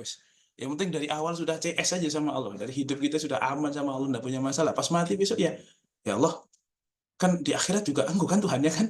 Oke, aman, aman. Ya selesai kan gitu. Ya ibaratnya kayak kalian lah. Apa misalnya? Lomba tingkat daerah. Jurinya teman kalian. Pas kemudian menang, setelah menang, masuk ke tingkat wilayah. Jurinya masih dia lagi. Mana masih dia juga, kan gitu. Kurang lebih begitu. Jadi kita merasa kayak, masih orang yang sama, masih zat yang sama, masih Tuhan yang sama. Jadi kita nggak merasa asing ya bahwasanya kita di tempat yang berbeda, oke. S1, S2, S3, dosen saya itu gitu. Aman lah kalau sama dia sudah kenal, udah apa-apa udah gampang gitu. Pasti ada rasa kenyamanan berbeda. Gitu. Sehingga kalau kita sudah nyaman sama Allah ketika di dunia, itu besok di akhirat itu hanya siapa? Kenal Allah juga kan? Ya sudah sama saja gitu. Bahwasanya medannya berbeda, ininya berbeda. Ya dulu kita lahir juga nggak tahu apa-apa, tahu-tahu lahir, tahu-tahu hidup, tahu-tahu punya masalah, tahu-tahu galau, ya tahu-tahu apa lagi, ya kayak gitu gitulah, tahu-tahu banyak hal gitu ya. Maka besok di akhirat ya kita nggak tahu apa-apa, tahu-tahu di akhirat gitu aja. Tapi yang penting kita CS sama Allah Subhanahu Wa Taala, insya Allah aman. Kita akan sudah merasakan kenyamanan, dan kita punya modal yang cukup untuk kemudian menghadapi akhirat itu, karena sehebat-hebatnya neraka, sehebat-hebatnya surga, itu ya semuanya makhluknya Allah gitu. Tetap kita punya kenalan yang lebih tinggi daripada itu semua aja. Kita takutnya luar biasa sama neraka. Tapi kalau kita punya Allah kan selesai. Ya Allah, saya takut bener tuh sama neraka gitu. Gimana gitu? Ya ada orang punya anjing galaknya luar biasa, tapi kita kenal sama ini, tolong dong jangan dikasih ke saya gitu, kan selesai. Nggak harus kita menghadapi anjing itu sendiri. Gitu, kita takut sama neraka, emang takut bener kita, tapi ya Allah, ini kan makhlukmu juga kan engkau juga bisa mengontrol dia kan, nah tolong ya Allah jangan berikan ke saya juga takut juga sama itu kan gitu. Tinggal seperti itu saja. Nah ini, maka latihlah supaya kemudian komunikasi sama Allah itu tidak dibatasi hanya ke dalam ibadah. Karena hakikatnya seluruh kehidupan kita itu bisa jadi ibadah, karena tujuan awal dari seluruh ibadah itu adalah untuk mengakui, untuk ikrar bahwasanya asyhadu alla ilaha illallah wa asyhadu anna muhammadar rasulullah. Cukup. Jadi selama masih ada kata-kata itu, ya berarti kita itu masih punya hubungan yang baik dengan Allah SWT. Bukan berarti kemudian yang wajib-wajib, berarti yang penting ingat itu terus aman. Enggak juga. Yang wajib-wajib itu dikerjain kan itu. Itu bukti bahwa kita itu taat sama Allah, kan Allah mewajibkan apa ya kita lakukan. Tapi maksudnya jangan dibatasi kalau berarti nggak sholat, nggak ingat Allah. Ingat Allah itu nggak harus kemudian dikir terus ya. Oh nggak terus selalu kemudian la ilaha illallah, tahlil apa segala macam gitu. Nggak harus. Kadang malah tahlil juga nggak ingat Allah. Tahlilan ke rumah orang ini beseknya berapa, isinya apa, kurang apa enggak gitu kan. Wah kayaknya wah, ini beseknya kayaknya ada rokoknya di dalam, mantap ini kan. Misalnya gitu, oh dikasih amplop pula lagi kan gitu. Itu padahal la ilaha illallah. Lah, mulutnya ngomong begitu. Nah, bukan tentang masalah banyak-banyakan. Lebih kepada bagaimana kita bisa la ilaha illallah kan hati kita dan kehidupan kita itu. Ya la ilaha illallah. Jadi nyaman gitu. Kita tidur ya, oh pokoknya saya pamitan tidur, ya tidur kan kan boleh kan tidur itu. Jadi ada orang yang saking nyamannya sama Allah tidur tidur aja. Oh Allah maha baik kok gitu. Ya sholat sunnah ya kadang iya kadang enggak wajib kok gitu. Kurang lebih seperti itu. Sehingga sebisa mungkin kita tuh nyaman sama Allah. Tapi Allah alam bisa saya kira cukup untuk menyampaikannya pada kesempatan malam hari ini. Monggo silahkan saya kembalikan ke Syauqi untuk jika ada diskusi setelahnya. Tafadhal. Oke, baik. Syukran jazakallah khair pada Ustaz Akil yang telah memberikan kita semua materi dan juga ilmu ya. Alhamdulillah kita banyak dikuatkan tentang akidah, tauhid, dan juga bagaimana pentingnya untuk memang menghadirkan Allah di setiap detik-detik kehidupan kita ya, atau ma'rifatullah, sehingga memang itu bisa menguatkan kita dan la khaufun alaihim wa lahum yahzanun ya. Nah, sehingga kita tidak ada lagi rasa rasa sedih maupun rasa takut ya. Oke, baik. Mungkin kita buka sesi diskusi. Dipersilakan untuk teman-teman semuanya untuk ada yang ingin bertanya ataupun hal-hal lainnya. Apa dulu?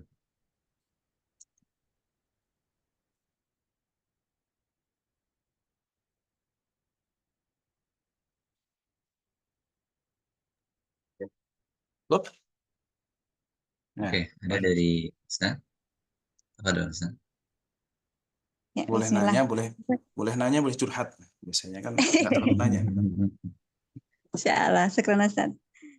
Jazakallah khair Ustaz. Afan, ini anak terlambat baru nyampe rumah. Tadi ikut yang akhir-akhir.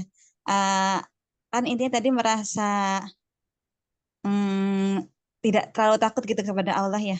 Nah, yuk, gimana? Ini seperti itu.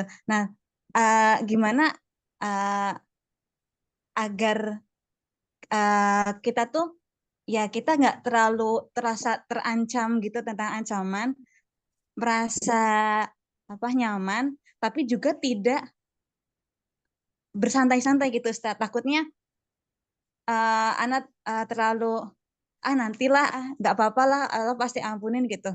Agar tidak terlalu terbawa ke sana gitu Ustaz. Takut-takutnya kan sensitivitasnya akan berkurang, terus ya akan apa beralih ke lalai gitu gitu Ustaz. Itu mungkin ada batas-batasannya. Sekarang Ustaz. Ya, oke. Jadi memang roja dan khauf itu satu hal yang memang ya harus seimbang. Gitu. Sebenarnya batasannya gampang. Ya. Kita sudah punya ilmu syariat, artinya tahu halal mana haram. Selama kemudian yang kita lakukan itu bukan yang haram, itu nggak usah takut gitu. Semua selama yang kita tinggalkan itu bukan yang wajib, ya berarti ya baik-baik saja. Gitu. Tapi juga dan ini agak susah dibatasi karena begini, kita mungkin kenal seorang yang sangat bahwa sangat kita hormati apa segala macam. Tiba-tiba ada teman kita yang bisa biasa guyon sama kita. Teman kita ini tiba-tiba datang ke orang yang kita segani itu terus nepok pundak, "Woi, apa kabar?" Kan kita anggap nggak sopan. Tetapi kan mungkin mereka sudah biasa dengan seperti itu. Ini makanya agak susah untuk membatasi cara seseorang atas kedekatannya gitu. Tidak bisa. Tidak bisa kemudian didiktikan, diseragamkan. Tetapi yang jelas, jangan sampai kemudian kita melakukan kemaksiatan, entah melakukan yang haram atau meninggalkan yang wajib, itu kemudian kita tidak punya rasa takut. Nah itu mungkin batasannya itu. Selama kemudian bukan yang wajib yang kita tinggalkan, bukan haram yang kita lakukan, kemudian bikin senyaman mungkin itu nggak masalah. Justru malah seperti itu. Ya.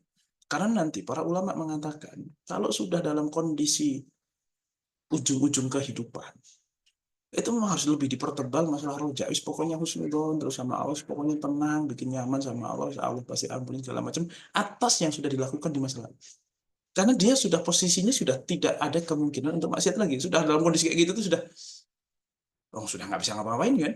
Mau maksiat apa? Tidak punya kemampuan. Maka ya Allah yang dulu tolong ampunilah. Insya Allah Allah ampunilah. Kita kan tinggal husnudon, miskin ini aja. Wong tidak berpotensi untuk menyepelekan dan melakukan supaya jadi melakukan lagi. Nah, tapi kalau kondisi kita sekarang, selama kemudian, ya tetap bahwasanya Allah tuh bagaimanapun zat yang syadidul iqab, ya, apa namanya, syadidul azab dan seterusnya, azabun alim dan seterusnya. Eh, kita harus pahami itu di dalam ketika kita ingin melakukan kemaksiatan dan ketika kita ingin kemudian meninggalkan yang wajib. Itu ingat yang itu. Tetapi ketika sudah terlanjur kita melakukan yang haram, terlanjur kita melakukan dosa, meninggalkan yang wajib. Terus setelah itu kita mau kembali sama Allah, ingat Allah tuh Ghafurun Rahim. Konteks kita adalah untuk kemudian meminta ampunan.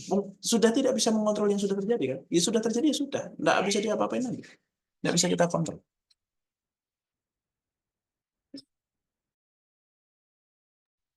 Apa namanya?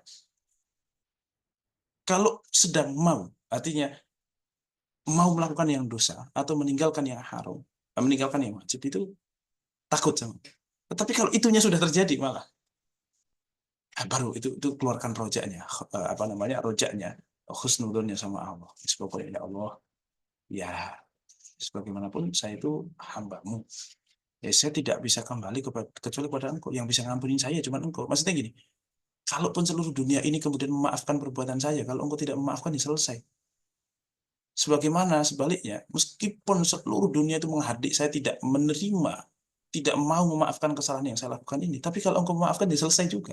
Jadi la yaghfiru dzunuba illa anta tuh begitu. Tidak ada yang bisa mengampuni dosa kecuali Engkau tuh.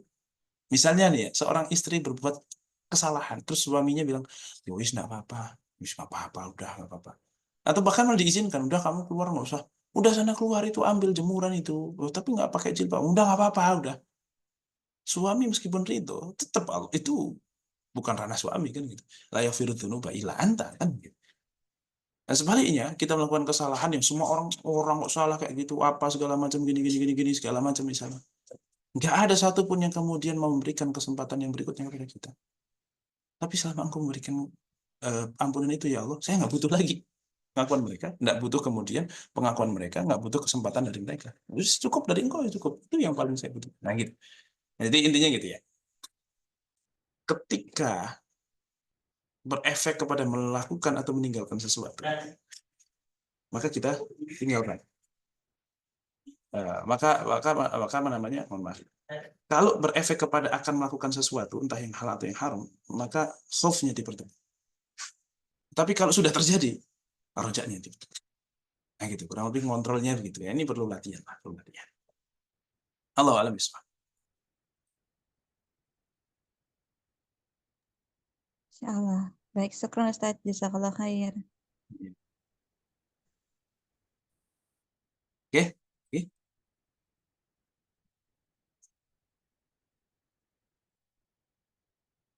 Ya, oke, baik selanjutnya, mangga, Dina.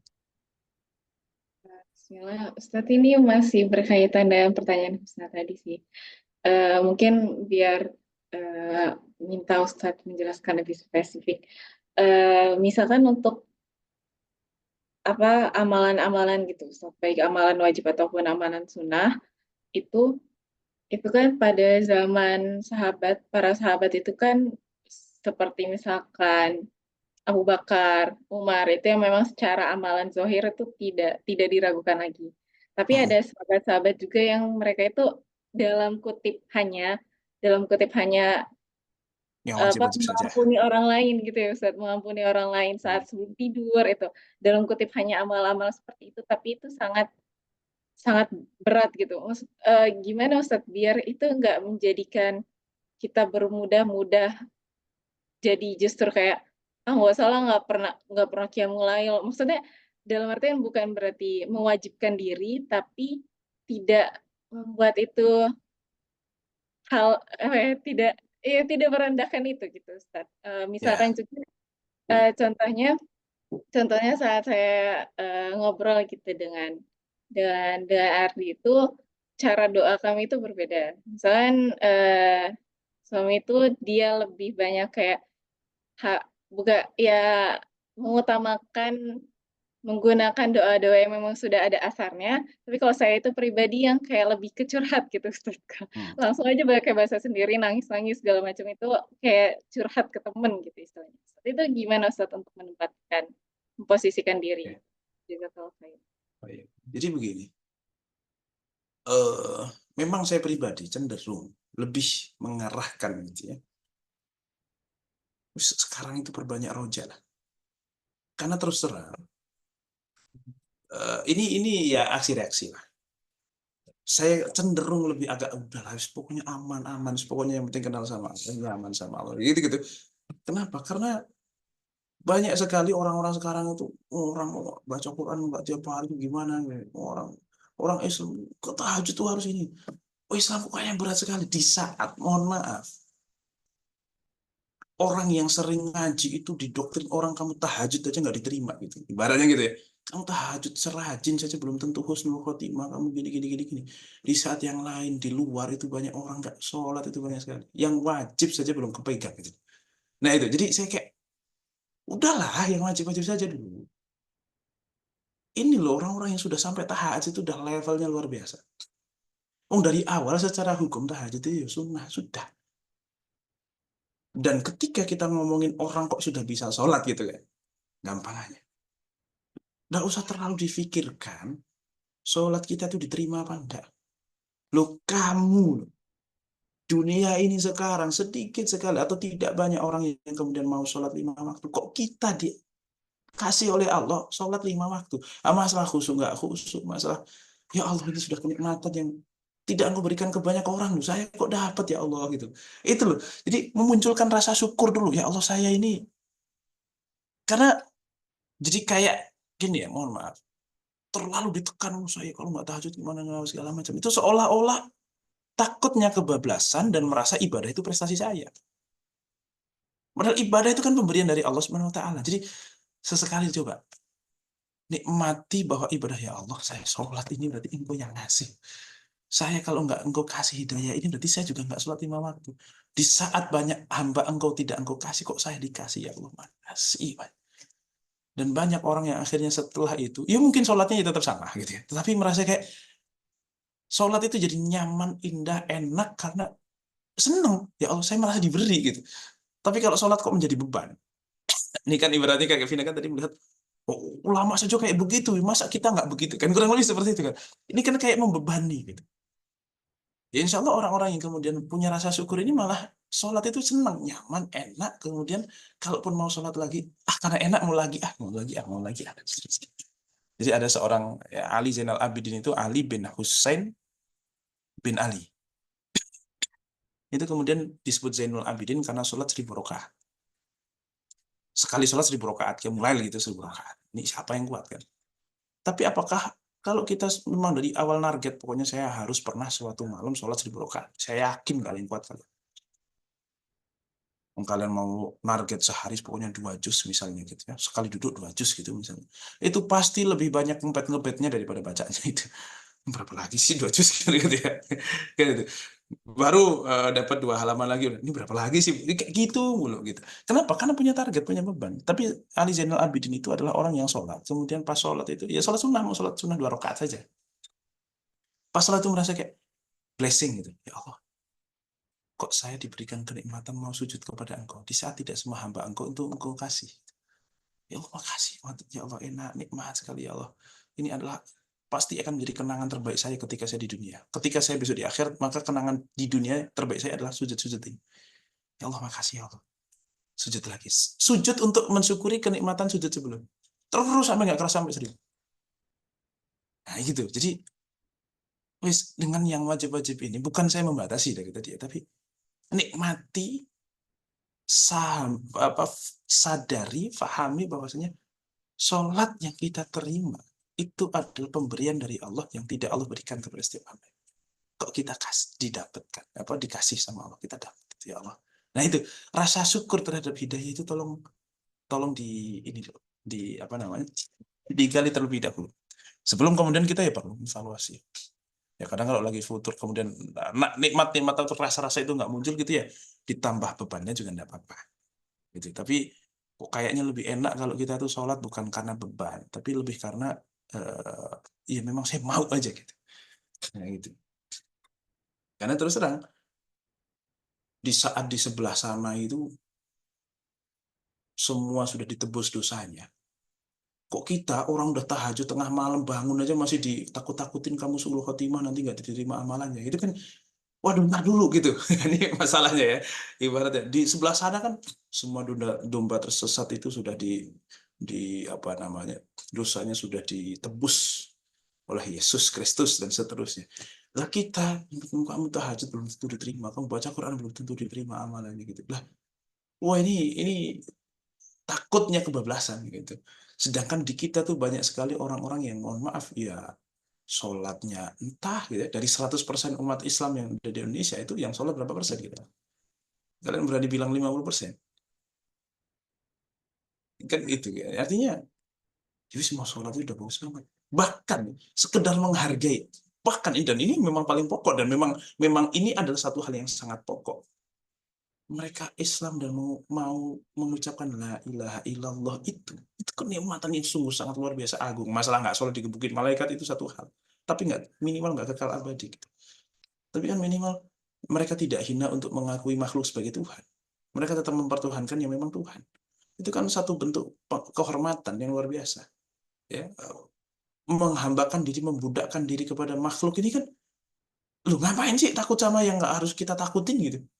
Ini kan kita ditipu, itu scamming gitu. Gitu. Ibaratnya gitu, karena ya itu ya PK itu, nonton film PK enggak itu kan. Karena yang scene yang unik banget ketawa aja itu yang orang dia di kampus, orang lagi pada ujian, lagi takut-takutnya, lagi pokoknya nanti itu ujian takut nggak lulus apa segala macam, akhirnya dia bungkus patung apa, dibungkus apa segala macam, ternyata banyak orang yang nyembah, padahal dia yang bungkus gitu kan, dia tahu banget lah orang saya marok kok kemudian pada disembah sih kan gitu. Sehina itu ketika orang rasa takut sampai akhirnya namanya orang takut itu kadang ya rumput kering saja diraih dengan harapan untuk menyelamatkan, tapi kan enggak. Nah, alhamdulillah itu kita tidak dalam posisi itu, kita dalam posisi tenang, kita tahu Tuhan kita ya Allah, kalaupun saya hanyut ya hanyut. Ketika saya hanyut ya Allah tetap bisa menolong saya apapun kondisinya. Ya Tuhan saya tetap Allah, kalau saya mati ya memang jatahnya mati pasti kan gitu kan. Itu. Jadi kalau orang yang sudah tahajud saja masih ditakut-takutin nggak mau belum tentu masuk surga. Nah gimana yang sholat aja enggak gitu? Ya kan perlu kemudian dikasih harapan. Kamu tuh udah melakukan banyak hal, kamu tuh sudah dikasih nikmat sama Allah banyak banget apa? Kamu ucapin la ilaha illallah itu kenikmatan yang tidak Allah berikan kepada semua hambanya loh. Itu banyak loh orang-orang lebih pintar daripada kamu itu. Kemudian nyembahnya masih batu. Padahal pintar tapi nyembah batu loh. Kamu aja yang SD nggak lulus nyembah batu nggak mau kan? Alhamdulillah saya sih nggak mau. Terus makasih ya. Kok ternyata ini kenikmatan yang luar biasa indah ya ternyata. Ternyata ini kenikmatan yang luar biasa besar. Dan memang Allah kan menyampaikan bahwa la ilaha illallah itu satu kartu yang dihitung dibandingkan dengan 99 gulungan kertas isinya amal buruk semuanya itu tetap menang kan gitu ya. Ya itu. Saya cuma mencoba untuk menyampaikan sesuai apa yang seharusnya disampaikan. Ya bahwasannya ada kemungkinan suul khotimah apa segala macam itu ya ada. Tapi kan kita juga tidak pernah tahu itu. Yang penting kan kita usaha saja. Kita posisikan bahwasannya supaya ibadah itu ya lillahi ta'ala terus gitu. Ya insya Allah mau berapapun ibadahnya kalau Allah ridho selesai. Kan ya, maka target kita adalah Allah, supaya Allah ridho gimana? Ya kalau harus banyak ya banyak. Ada yang Allah ridho kalau orang itu tahajudnya banyak. Tapi ada yang Allah ridho itu kalau orang tahajudnya malah dikit, kalau banyak malah nggak ridho. Kenapa? Dua anaknya 3 kecil-kecil semuanya kalau malam bangun semuanya kok kamu enak-enak tahajud, itu egois itu namanya, lari tanggung jawab itu. Kan gitu ibaratnya, contohnya salah satunya kan gitu. Jadi bukan tentang kuantitasnya, bukan tentang ini, tetapi bagaimana kita dalam kehidupan ini mencari ridhonya Allah. Gitu. Kalau harus dengan banyak sholat ya banyak sholat. Kalau harus dengan banyak sujud, banyak puasa, banyak baca Quran, banyak baca Quran. Kalau harus mensedikitkan itu karena ada kewajiban yang lebih penting, ya itu lakukan itu. Jadi bukan karena hawa nafsu. Gitu, bukan karena hawa nafsu. Karena sudah banyak juga orang yang kemudian apa-apa tuh karena hawa nafsu. Jadi gini, kalau ngaji kayak kita ini insya Allah sedikit peminatnya. Tapi kalau ngaji yang sebagian pengajian itu, kalau ngaji sama dia, jadi ada satu, ini unik nih, pengajian-pengajian ini tertentu lah gitu ya, model tertentu, kalau mau laris dagangannya itu ngajinya sama dia. Jadi isinya kalau beliau ngaji, itu isinya pedagang semua, pebisnis semua. Makanya ada yang kemudian ngelontorin, oh butuh apa Pak Kiai? Nih, set gitu. Tapi kesana aja, di tempat lain enggak gitu. Jadi ngajinya enggak terlalu, kadang enggak terlalu ilmu ya, kadang amalan-amalan apa, yuk baca ini bareng, kayak gitu-gitu. Tapi meskipun demikian ya, kalau saya melihatnya, meskipun demikian, itu saya tetap melihatnya, ya Allah, begitu hebatnya engkau gitu. Orang minimal, meskipun tujuannya itu duniawi sekali, tapi kok engkau tetap poles mereka untuk mereka itu melihat Islam adalah solusinya gitu. Itu saya tetap ya Allah, ini Allah itu saking baiknya sama setiap kita yang kemudian sangat kedunian lah kalau bahasa Jawanya apa ya. Yang sangat-sangat orientasi itu dunia sekali saja. Kemudian sama Allah diselamatkan dengan ya wes yang penting kemudian amalannya amalan yang diajarin sama kiai kan gitu ya. Ibaratnya tetap mintanya sama Allah, tetap banyakin apa sedekah gitu. Tetap gitu. Gitu. Makanya saya kemarin itu ngelihat di satu sisi ya geleng-geleng, tapi di sisi lain juga ya Allah, memang Allah ini ya apa ya, kok bisa unik-unik banget hambanya gitu, kok tetap rahmat Allah itu kok bisa menjangkau semua orang dengan segala keanehan itu. Tukang nasi uduk, ibu-ibu mohon maaf ya Pak Rubaya usia 40 sekian gitu kayaknya, pakai celana pendek, baju pendek gitu. Tapi murotalan di dalam ininya itu, di toko di apa namanya tempat dagang itu murotal itu nggak berhenti murotal terus. Saya nggak sengaja lihat HP-nya yang di style buat murotal. Ya ternyata isinya apa? Apa sih namanya, ruqyah, menghilangkan ini dan juga untuk penglaris gitu kan, bisa seperti itu. Tapi ya Allah, rahmat engkau itu, orang yang kedunian saja masih engkau kasih kenikmatan supaya keduniannya itu pakai Quran gitu, itu saya anggap itu luar biasa gitu. Makanya wes lah, kalau sudah sama Allah tuh nggak usah takut lah gitu. Pokoknya percaya husnudon terus sama Allah, baik untuk kita ataupun untuk orang lain. Ya kurang lebih gitu ya. Kalau itu cara pandang saya itu sekarang seperti itu, sedang seperti itu, karena memang apa ya, ya banyak sekarang beberapa guru-guru yang saya ikuti itu kemudian ya memang ada yang keras kayak gini, tapi ya ini cocok untuk satu kondisi, tapi banyak sekarang umat itu yang takut, akhirnya malah minder, wah saya kayaknya nggak cocok ke masjid, saya nggak cocok sholat, kayak gitu. Nah ternyata setelah disampaikan hal-hal yang ringan-ringan kayak gini, dia malah mengapresiasi sekali. Ya Allah, berarti saya itu dijauhi sama Allah. Lu saya itu berarti diapresiasi itu sama Allah. Gitu. Menumbuhkan kesadaran bahwasanya dia itu adalah orang yang mendapatkan berkah dari Allah Subhanahu wa taala berupa mau Islam itu sudah dapat berkah, kamu tuh dapat kenikmatan luar biasa. Menumbuhkan kesadaran itu akhirnya dia malah bersyukur, malah berarti kalau saya sholat, ini sholat aja nih, nggak apa-apa nih. Gitu. Berarti wah saya pengen mengungkapkan rasa syukur dengan apa? Ya tak sholat saja. Tapi kalau saya nggak bisa jamaah, oh nggak apa-apa, sholat aja yang penting. Nah, kalau saya agak telat-telat gimana? Yang penting sholat itu. Bacaan saya belum apa, sholat dulu, sholat. Nah, sudah bisa di level itu kan luar biasa hebat kan? Dan itu. Nah itu kalau saya sih begitu sih. Ya semoga ini menjawab lah. Nah, terus kalau kemudian untuk doanya Vina sama Separdi gitu, ya itu masing-masing lah ya. Ini namanya doa itu kan mau minta apa juga silahkan gitu ya. Ada orang yang formal sekali mintanya sama Allah. Ada yang mintanya sama Allah itu nakal sekali. Kurang ajar sekali. Dia yang ngomong kita yang deg-degan gitu. Ada kan gitu ya. Mungkin ada kan kondisi. Tapi kan kadang karena kedekatan ya Allah nggak tersinggung. Allah malah yang itu ya Nabi Musa, ya Allah, emang apa air lagi mahal apa gitu di air, emang kalau di atas air ditahan itu air udah kehabisan itu gimana ya, kok nggak diturunin gitu. Bahasa kan kurang ajar sekali kan. Tetapi justru itu yang membuat Allah menurunkan hujan kadang gitu kan, ini orang kan gitu. Ya kurang lebih seperti itu. Jadi ya semoga lah, namanya doa itu nyaman-nyamanan silahkan gitu ya. Yang penting sesuai aturan saja. Artinya gini, selama tidak dibatasi ya tidak usah dibatasi. Tapi kalau dibatasi misalnya kalau sholat itu ya doanya bahasa Arab. Gitu misalnya, ya sudah, lakukan gitu. Kalau sujud itu memang sujud adalah tempat terbaik untuk doa, tapi kan ya sujud itu masyru'nya adalah tasbih. Ya minimal tasbih dulu berdoa, jangan langsung dari awal doa kan gitu. Nah gitu-gitu aja. Ya paling etika-etikanya saja yang agak diperhatikan dari sisi yang sudah diperintahkan. Selama tidak dibatasi, lanjut gaspol. Wes. Kalau ibaratnya ini nggak ada yang bisa ngatur kayak gitu. Kedekatan sama Allah tuh ya orang masing-masing. Kedekatan sama bapak yang beda-beda. Kedekatan sama orang lain, keakraban orang lain tuh ada yang noyor-noyor, ada yang tetap santun, ada yang kemudian ngerjainnya kelewatan. Kalau buat kita kelewatan, tapi buat orang ya dia kok malah ketawa-ketawa dikerjain kayak gitu ya, misalnya gitu. Ya kita nggak pernah tahu. Jadi monggo silahkan. Kalau sudah levelnya, maka dia akan tahu ini tuh kelewatan apa enggak. Kalau sudah levelnya itu ya sudah gitu. Jadi kalau kita kok wah saya belum berani, Ustadz kalau doa kepada Allah kok begini-begini, ya berarti memang belum levelnya aja udah gitu. Nggak usah ngejat yang sudah sampai levelnya untuk begitu, karena dari awal tidak ada batasannya gitu. Tapi kan kayaknya, jangan kayaknya, itu sudah urusan dia sama Allah. Kurang lebih begitu. Allah alam bisawab. Ya, Oke, baik. Satu pertanyaan lagi boleh, Ustaz? monggo silakan. Nah, ya. Saya pengen tanya, Ustaz. Oke. Tadi mungkin terkait di ayat berapa tadi, ayat 9 ya.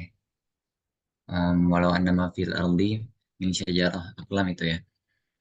Jadi kan tentang ilmu Allah ya, kebesaran dan keluasan ilmu Allah, dan juga mungkin terkait kita nih memang yang memiliki ilmu tuh yang kecil banget ya, ibarat kata seperti sebuah tetes dibanding dengan samudra nih kayak gitu ya. Dan juga berbagai macam analoginya. Dan ada yang bilang bahwa semakin orang tuh mempelajari ilmu, semakin dia merasa nggak tahu kayak gitu ya. Namun terkadang saya pribadi nih kayak gitu ya, ada di tahap yang memang bukan di tahap sih, beberapa kali ya, ngerasa ada bandingan juga dengan, balighani walau ayah gitu ya, yang memang sampaikan meskipun satu ayat kayak gitu. Jadi dan ada orang yang bilang tuh kayak, semakin dia pintar tuh semakin dia, nggak banyak ngomong gitu ya. Terus saya jadi mengevaluasi diri nih kayak, ini, gue lagi di tahap sombong atau gimana nih gitu ya. Tapi memang, dasar saya sebenarnya ya itu tadi balighani walau ayah gitu. Jadi memang ketika meskipun saya dapatnya sedikit, ya ketika itu adalah, sebuah kebermanfaatan ya saya bagikan gitu ya. Tapi saya merasa, takutnya gitu ya, takutnya ini tuh memang ada rasa itu tadi tuh, ada rasa sombong gitu ya, atau memang ada hal-hal yang memang sebenarnya jangan gitu-gitu banget gitu ya, nanti takutnya seperti ini gitu, takutnya memang, tong kosong nyaring bunyinya gitu ya. Mungkin, pengen minta pendapat dan juga, batasannya mungkin gitu, Ustaz. Ya, begini. Balighu ani walau ayah. Terus pokoknya sampaikan saja apa yang menurut kita itu akan manfaat buat orang, kita sampaikan. Meskipun ternyata ya cuman segitu saja, bukan satu hal yang gimana gitu. Ya, tapi kita nggak pernah tahu siapa yang akan mendapatkan manfaat kan gitu.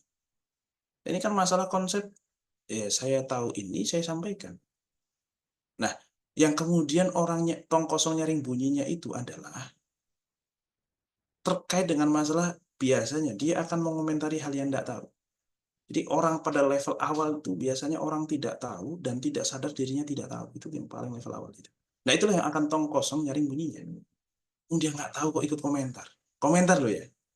Tapi kalau ada yang nanya, atau kemudian kita punya kesempatan untuk ngajar, atau kemudian apa sih namanya, ya kita bikin status WA yang apa yang kita tahu, siapa tahu ada yang manfaat apa segala macam, ya saya kira tidak masalah.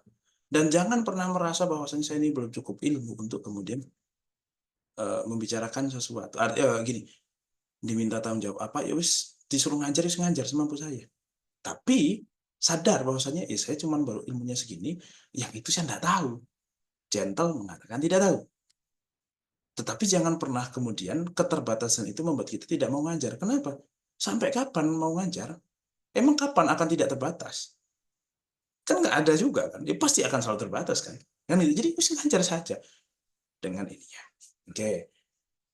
Nah, masalah itu ulama mengatakan man qalla ilmuhu kathra inkarhu wa man qalla ilmuhu wa man kathra ilmuhu qalla inkarhu. Orang yang banyak ilmunya itu pasti dikit ngayalnya, orang yang banyak ngeyelnya, itu pasti dikit ilmunya. Orang yang dikit ilmunya pasti banyak ngeyel. Dia ngeyel sama ilmu itu berbanding terbalik lah. Kurang lebih seperti itu. Nah, itu konteksnya bukan dalam menyampaikan sesuatu yang kita tahu itu baik, tapi lebih kepada membantah, ngeyel saja gitu loh. Tong kosong nyari bunyinya itu mesti ngeyel aja dikasih tahu. Tapi kan gini gini gini gini. Nah, itu biasanya level itu. Ya kalaupun kita masih di dalam level itu, ya wis enggak apa-apa, memang kita levelnya masih itu. Tapi satu hal yang harus kita pahami, jangan pernah batasi diri bahwasanya kita itu sudah tahu. Itu bahwa dulu, wah tapi nggak bisa lah, tapi kan gini-gini, memang tahunya kita itu salah. Ya, kita sampaikan saja bahwasanya besok kita malu sendiri sama apa yang kita lakukan zaman dulu, ya itulah proses gitu aja. Nggak usah terlalu terbebani lah dengan kayak gitu-gitu. Pokoknya ajar aja udah bismillah gitu. Selama kemudian ada ketulusan, ada ketulusan, ada kejujuran, gitu ya. Kalau kita sudah sadar kita tuh ternyata salah, ya jujur gitu. Kita saya salah deh. Iya deh. Ya mengakui taslim udah gitu. Nah gitu. Nah, jadi tetap sampaikan saja, nggak usah mikir ini apa namanya, takutnya nanti salah, takutnya. Ya nggak usah takutnya. Yang ada yang menurut kita benar saat ini. Besok ternyata kita tahu ternyata yang kita pernah sampaikan itu salah, ya kita revisi gitu aja. Toh tenang saja. Pencampai informasi itu nggak cuma kita. Kalau Sauki ini ngomong, ternyata salah, tenang saja, banyak yang akan mengoreksi kok.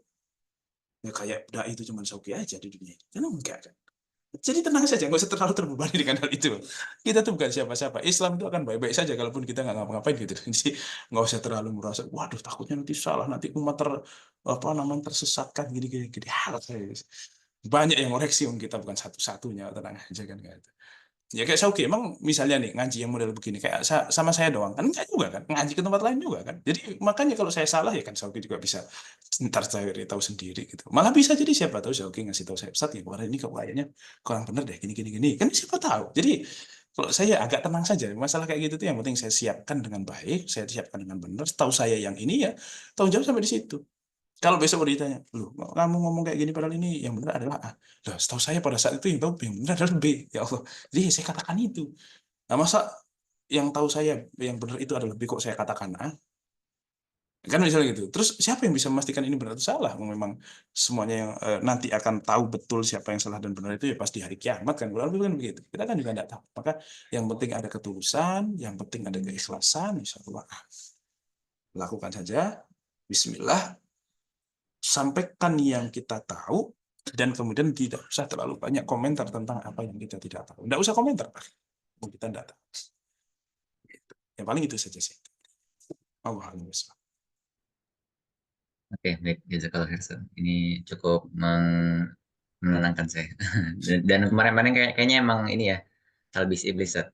Jadi memang kadang ada keraguan gitu ya, keraguan. Padahal ini yang dijalanin benar gitu ya. Maksudnya harusnya tuh nggak usah banyak ragu dan lain-lain gitu. Ya itu, nggak usah banyak nganggur lah. Kalau banyak nganggur itu setannya banyak. Kalau sibuk, ya oke sih. Oke, baik. Saya kira cukup ya. Cukup ya. Oke, baik ya. Alhamdulillah.